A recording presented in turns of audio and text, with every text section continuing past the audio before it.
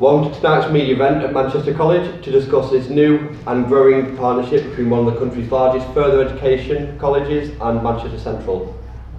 So Paul, how did the partnership come about with the college? Well, I think at Central we obviously started off with a very small scale programme linked into the FETA programme that we used to run. And then what we did was we kind of pivoted from that and looked to try and branch out really and do things a lot better. So that kind of led us down the road of coming here and speaking with Bill, speaking with the Manchester College, and realising this is a fantastic opportunity, not only facility-wise, but most notably for young players and young footballers.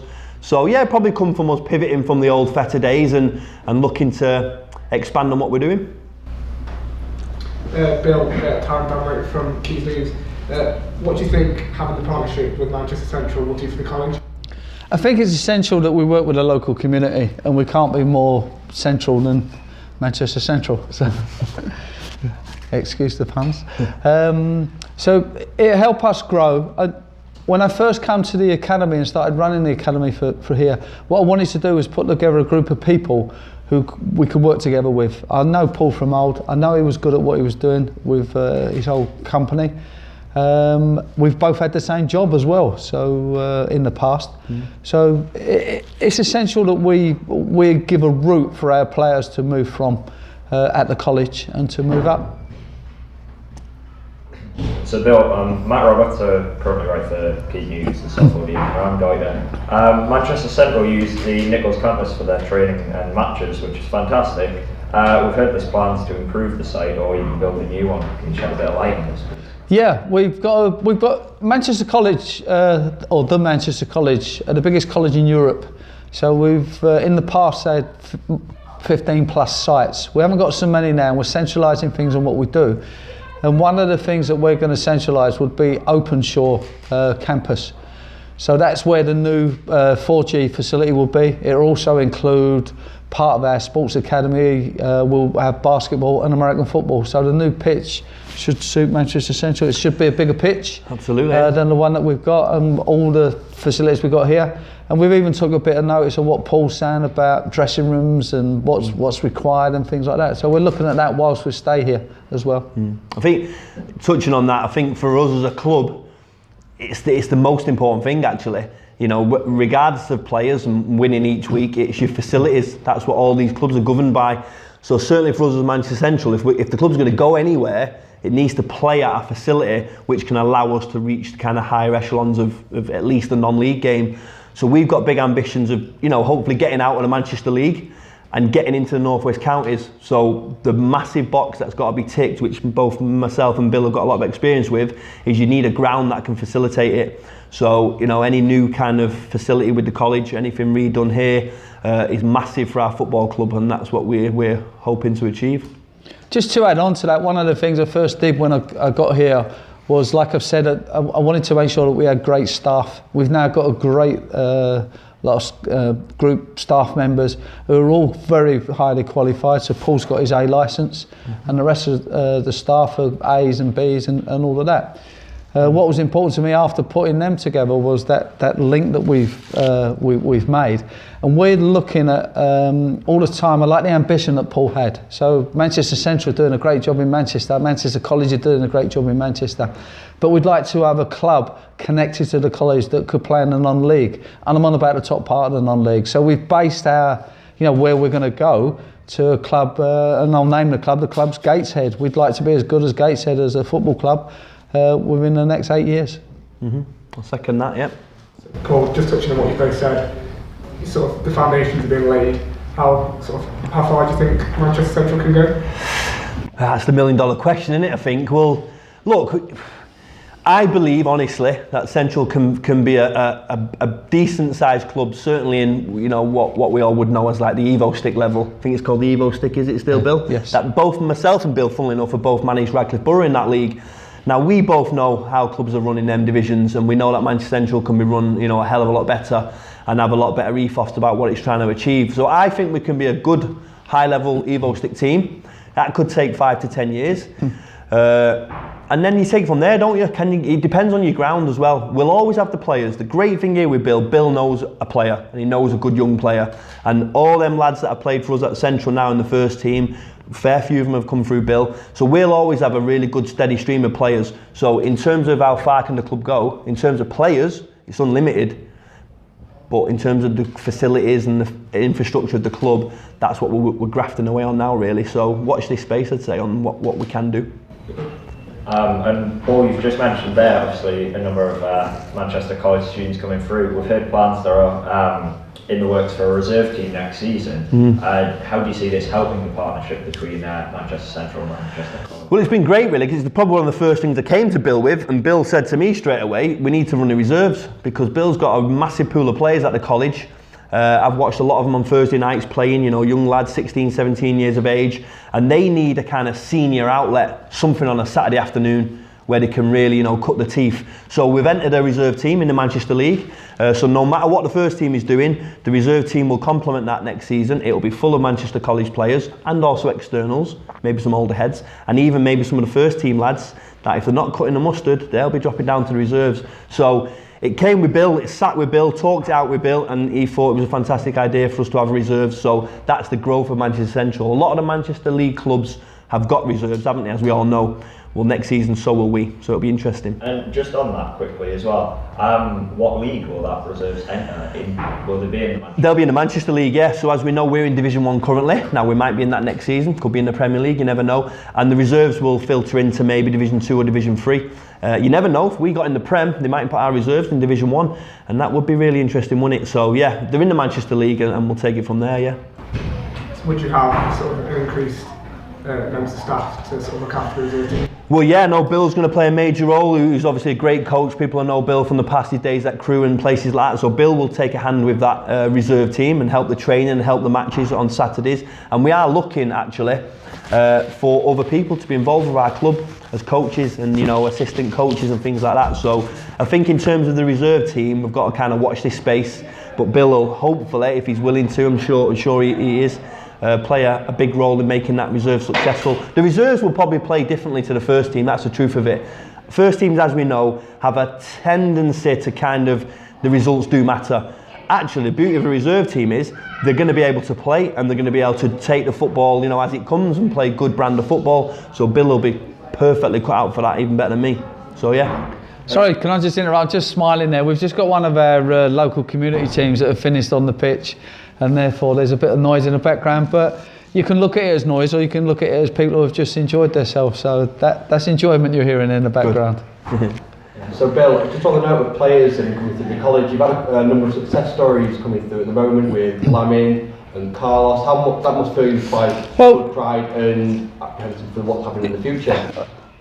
The biggest thing is this: once I've put the staff together that we've got and made the agreements with people and things like that. Once I'd done that, the next thing was to make sure that all of them could connect together, and that's been the hardest thing. So I'm sitting here at the moment. We run the college run the development centre for Morecambe Football Club.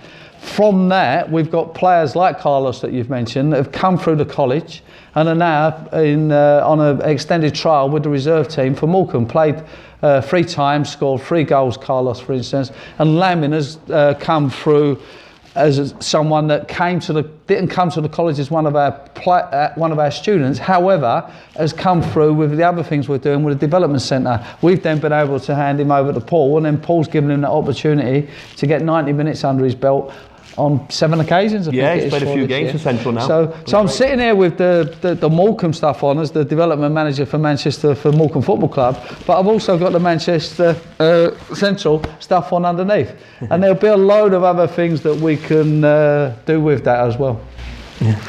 Okay. It must feel you quite happy to have your students come through that sort of pathway, and it's sort of something that's maybe new to the college, of having a pathway to go from the college to a football club that's in the Manchester League or in non-league state. What do you think that differs from other football pathways you've seen? I think the thing is, ours is working. So right from the very start, ours is working. So there have been other connections with the Manchester College and other connections within the non-league and things like that.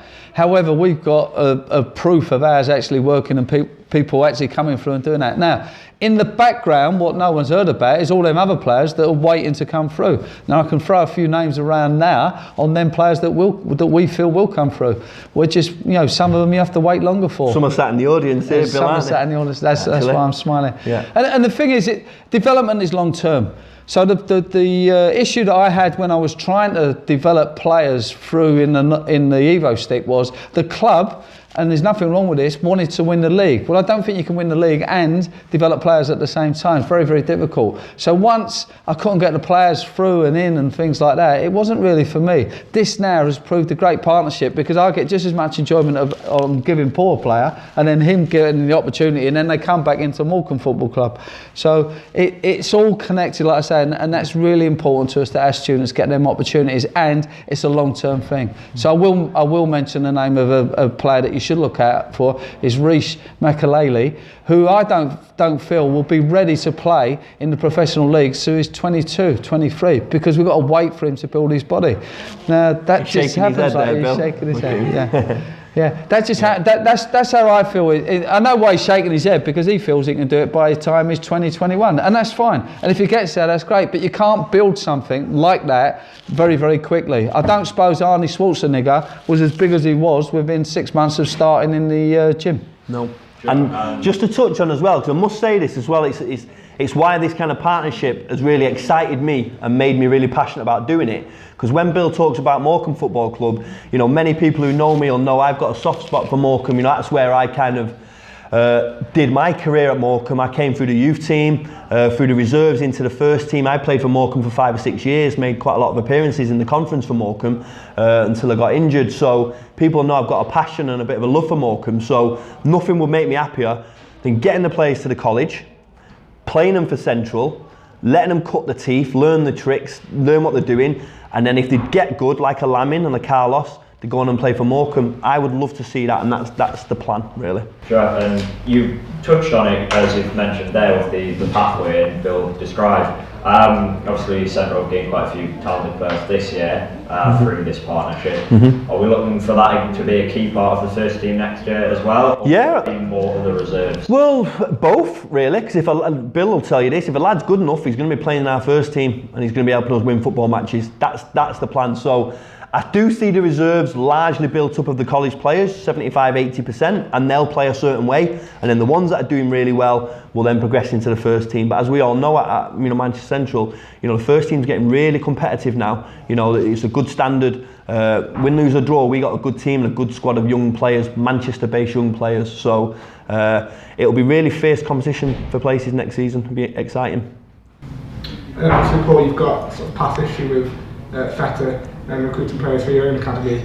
Do you think you'll be able to attract players to the college? Well, yeah, that's the plan, because let's make no bones about it. I set up Feta with a couple of other people that work with me out of nothing, and it became the biggest, maybe not the best, but the biggest. It had the most players, and we attracted players, and we attracted great players. Some now 5-6 years later still playing for me for Manchester Central. So we had like 75 learners on roll. Now that was probably more than Manchester College at the time, more than Stockport College, more than FC United, more than everybody. Yet with the size becomes a few issues, and I've learned from that. So yeah, with the same process here, with the media team, with the great work you guys are doing, it allows us to get the name out there, which is more appealing to schools and teachers and parents, importantly, and then that gets the young people here. The great thing about Bill is he's got so much football going in here at this college, it's unreal. So if a young player wants to come down here and cut the teeth while they're in year 9, year 10, year 11, they can come to development centres, get to know what we're all about, and then natural progression to join the college on any course. That's the beauty of this, opposed to Feta when it was just a sport BTEC. Here, any qualification under the sun still be part of the football. No one else has anything like this. Sure, so a question sort of based on that for both of you really. You have obviously touched on the fact you've got a great base of Manchester-based players here. Are you, especially, I know Central's ambition is to go potentially North West Counties and looking that way. Are we starting to look to expand maybe as well with players who are maybe just outside the Manchester area, trying to bring as many players? What do you think, Bill? Well, I think what's important is that we serve our college students first. And if you are really wanting and are really serious about progressing, then you're going to need to be in full-time training. So it's important that you do attend the college. If you've got people coming from a long way away, more than an hour away, then it's going to be difficult. We're through to the last, I don't know whether you know, but we're through to the last 4 in the country of all the colleges. So there's over 280 colleges in with the AOC. And I went down to Sheffield today to watch Sheffield beat Mysco 1-0. So we're playing them in the semi-final. So we're through to the last 4. This ain't ever been done by the college, and that's after just a year. Now, if we can get more and more quality players to come here and show them that we've got these links, the other thing I enjoy is that Paul's talents are multifaceted. So he's great at recruiting people, so why wouldn't we have him? He's great at coaching them when they get there, so why wouldn't we have him? And it's, I speak to people in football a lot, and they talk about, we need a scout to go and watch this player and a scout to go and look, why just have scouts when you can have coaches? Yeah, we're coaches. Yeah, so because we're coaches, we don't only scout. We then look at the player what we've got, measure them holistically, and then move on with the whole thing, knowing that it's going to take time for them to develop. I don't think scouts can just do that without any disrespect to them. And because we're multifaceted in what we do, I think we can help the young players more. Yeah. Sure. So, like you're saying, it's not just that the player has talent at the moment. Being coaches, you see that there's the potential there, and you can work out. Well, actually, that's where the strength. Yeah. You could focus on that. But the massive important thing, like Bill's hit the nail firmly on the head, they've got to be on a programme, and there's no better than this. So we can tailor it at this college to make them be a full-time player. That's the top and bottom of it, and that's what they need. Just training one afternoon a week, whatever, afternoon there is not going to cut it. They're not going to progress quick enough. So they have to be in here, and they have to be training 4 or 5 times a week. Now here, everything's set up for them to do that. The facilities, the freedom, the flexibility, what Bill lays on for them. So if you're a young player, and you're at high school in Manchester now, Greater Manchester, all these high schools, and you're really seriously now wanting to do something in football, then for me, this is a fantastic opportunity. There's other good ones out there. There's some really good options, your FC Uniteds and your Salfords, great options, probably a bit more elite and a bit more kind of focus on kind of one good squad of 20. Here, to be honest, we'll take more and we'll take a lot, because then we believe we'll work with a lot more players and we'll really cherry pick and progress them. So Manchester College can cater for them because we have unlimited number of classrooms and subjects and teachers. If you go to one of these other academies, generally they're on a Sport BTEC and they're in a class of 20 because they've only got one classroom. Whereas here, they could be all over the I think that was one of the things that, one of the teething problems that you had with Feta, in that the education programme wasn't that good, I'd say, from what I hear. So here, if you've got an A-level student, they can do A-levels and they can still progress their football thing. Like I say, I keep talking about this holistic thing that we look at with the players, and that's what we need to do. We need to do that all the time. We've had a player who's joined us halfway through the year this year. We feel he should have joined us earlier in the year. He didn't come to halfway through, but since he's been here, he came, to be honest, and he was a bit like, I should be getting in the team and all of that. But he's come to realise that you don't get in there without working hard, and you need to take notice on what we're saying your plan is to move forward.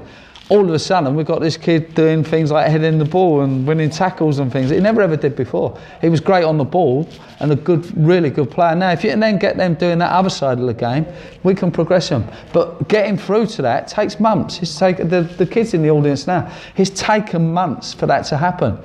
But he knows now where he is, and he's now got a proper plan, and it's like the psychological aspect of it is now firmly in there for him. And now what's happened is he's done this. He's come here and he's gone like that.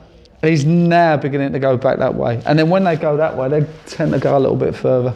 And we just got to keep them on track with that. Yeah, no, that's right. And provide them opportunities. That's the key thing, opportunities to play and train. So how are you looking to advertise and generate players' interest in coming to the college? What are you going to do that's going to maybe be a unique selling point apart from being connected to the clubs? Well, obviously we'll do the usual stuff that we do, that you have to do. You go around the schools and you do all that kind of stuff, which, a bit of a poison chalice at times, and it takes a lot of time, but you've got to do it. But look, we're going to go heavily on the media side of things. Manchester Central has a fantastic media team. Every game's got highlights, post-match, pre-match interviews. So we like to think that the media stuff we do gets it out there. So just nights like tonight, a media night. If you're a parent, if you're out there now and you're a parent or a young person in year 11, year 10, and you watch this and you think this is appealing, then within the description of this kind of video, you'll be able to contact us, myself or Bill, and you'll be able to ring us up, come down to some trial nights and taster sessions. So really, instead of going out there and trying to like find the players are going to end up having to find us really, and the media and this kind of exercise will do that for us, won't we, mate? So, but can I just add, I want to throw that back to you, because you people who are here doing this are how it's going to get advertised. You're the media people. And what's good about this is that you can attend our college, you can do your education at our college. Anyone else who's doing marketing or all the other things that you're looking at, then that can all be done here. And this is part of what it is. This isn't just about players. This is about all the supporting things that help the players. And if all the players, you say to the players, what do you want to be? I'm going to be a footballer. Okay, well, only 0.111% actually make it through as a footballer. So if that's the case, what are you going to be? What's your plan B? Yeah, and the plan B is, well, I'm going to do this, or I'm going to do the analysis, or I'm going to be a physiotherapist, or whatever. And you can all do all of them courses at our college. So it's bringing everyone together, and there's a right buzz at the moment because of us getting through to this semi-final for the first time. Yeah. No, it's great. So, anything else for us? One of the final questions, just to sort of get people interested if they don't know. For the college point of view, what competitions do you play football-wise and sport-wise? Maybe not just football, but maybe other sports? Yeah, well, since I've been here, what I've done is realised that we needed to offer students more than just football. So because of our demographic, we feel that basketball is another thing for them. So we've got a basketball academy here as well, and the new facility will have a proper basketball court with bleachers and all the other things that you need so that people can come and watch. We're tied in with the Manchester Giants as well, so I'll be putting a Giants shot on as well. We've also got an American football offer, so that was another thing that we've like developed whilst we've been here. So there's lots to do, and even going past that, if you're good at athletics or table tennis or whatever, we have a talented athlete scheme at the college that you can get involved in. Yeah. Thank you very much. Thank you. Thank you very much.